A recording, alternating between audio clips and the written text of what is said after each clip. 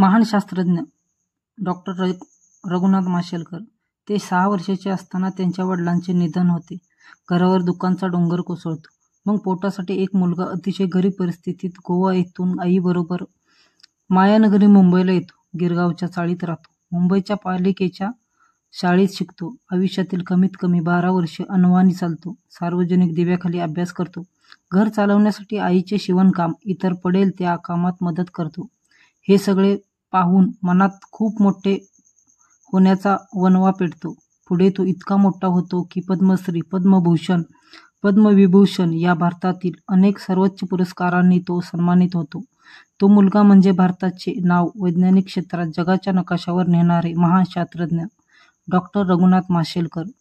माशेल या छोट्या गावातून येत परिस्थितीशी 2 हात करत ते शिकत राहिले. 11वी बोर्ड परीक्षेत मेरिटमध्ये आले.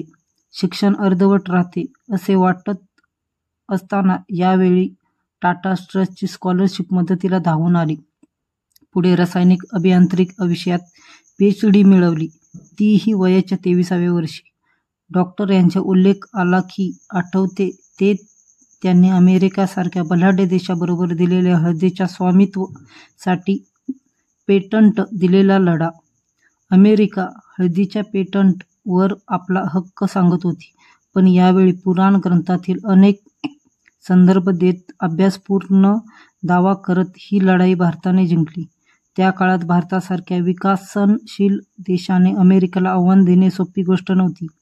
हाच प्रकार बासमती तांदळाचा. त्याचे पेटंट त्यांनी परत मिळवले. औषधापासून ते खतापर्यंत डॉक्टरांनी देशाला मार्गदर्शन दिले.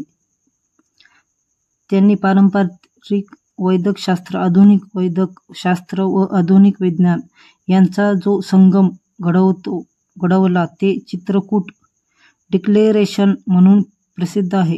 60 पेक्षा जास्त पुरस्कार, 40 डॉक्टरेट, 200 शोधनिबंध, 20 पुस्तके, 30हून अधिक पेटंट असे अफाट आणि अविश्वसनीय काम डॉक्टरांनी करून दाखवले.